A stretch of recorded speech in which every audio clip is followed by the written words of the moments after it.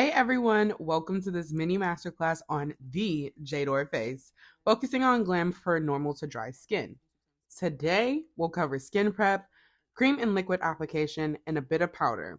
In part two, we'll go over finishing touches and lip application. So grab your pen and your paper and let's get into this. First thing you see me doing is prepping my skin. My skin prep is probably going to take me a good 2 to 3 minutes. It's so important that you take care of your skin because your makeup literally will only look as good as your skin. If you don't have great skin, your makeup is not going to look great. If your skin is dry and you don't prep it, your makeup is going to look dry. If you're oily and you don't prep your skin, your makeup is going to turn out oily and greasy and slide off your face. So it's important that you take the moment to prep that motherfucking skin, baby. So first I went in with a serum, which is going to add that hydration, that glow. Then I went in with a moisturizer, which is basically, well, it's vitamin-rich face base. It's like a moisturizing primer. On top of that, I went in with a MAC Studio Radiance Primer. Like, I love that glowy skin vibe. So I need to prep my skin as if I want my makeup to be glowy. So that's what I did. And then let's run it back to creams. Creams are your best friend. They do not move. Wherever you place them, that's where they stay. So you see me carving my brows out with this skin tint stick from Fenty. And I also like the NARS Soft Matte Concealer because it's in a pot and it's a cream and it has no movement whatsoever. Wherever you put it is where it stays. So it just makes for more of a seamless, clean application and it's easier to work with. But I love me a liquid now. Don't get it confused. So yes, I always use a cream-based product for my brows. I didn't do my brows in this video just because my brows, girl, please. My preferred method of makeup application is underpainting, which is basically like you sculpt your face first and then you kind of blend it all in with your foundation. It's so quick. This entire process took me 30 minutes from start to finish. I don't know about y'all, but I used to spend 45 minutes to an hour on a face when I was using all that product. You don't need as much product as you think you need and as much product as people say you need. It depends on what look you're going for, but for this Jaid0r face, you don't need a lot of product. So here you see me going in with my cream bronzer. I'm not a contour girl. I prefer not to use a contour. It just does not look great on me, in my opinion. So I always go for bronzer. If I do use a contour, I will still use it in conjunction with a bronzer. I just need that warmth. So I always lay this down first. It doesn't have to be perfect. It doesn't have to be, flawless because you're going to end up blending this in with your foundation anyways and cleaning it up with your foundation. So I go heavy-handed with this, but I don't know if you noticed, the tool that I'm using is one of the Ariel brushes and it's very fluffy. It has some give to it. So even though I'm going in with this product, because my brush is not so dense and it's more on the softer side, it's not laying down the product so heavily. So it also gives me some room to kind of go crazy and it's a little bit more forgiving. So once I've bronzed my face, I just use whatever's left on my brush and kind of slap it on my nose and then bring it into my brow bone to kind of sculpt out my eyes for my quote unquote eyeshadow.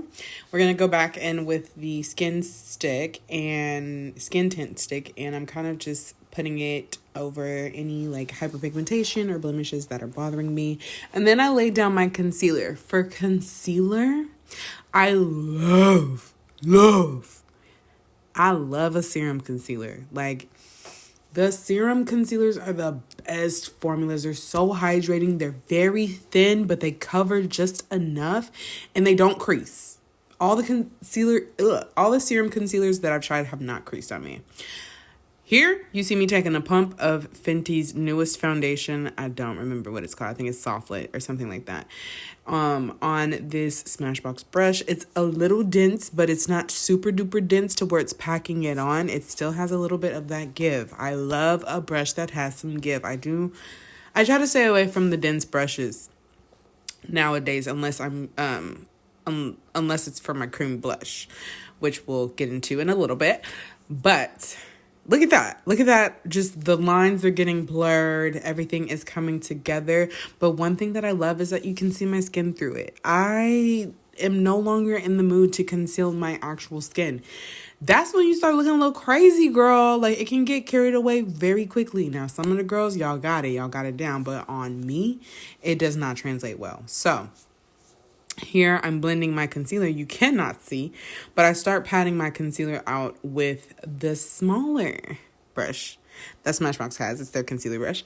I love a brush. Okay, I do not use sponges anymore. I'm a brush girl through and through. Okay, so I'm just using that brush to kind of blend out the edges and start working in that concealer. But my concealer cooks. I don't know if y'all realize how long this concealer is sitting on my face. It cooks, baby. This is probably like 6 minutes of it sitting on my face. That could have been dramatic. I don't know. I laid down first layer of cream blush. I like to blush in layers now. I don't want a bunch of pigment off rip. I'm not in that space anymore. I like to build up my pigment because then it just looks more seamless, more blended, it's just more flawless that way. When you're working with a lot of pigment right off the bat, it's very, very hard to achieve that look. And if it's not hard, it's too much work for me. And at this point, I'm just so shook at how I look. So shook at how I look.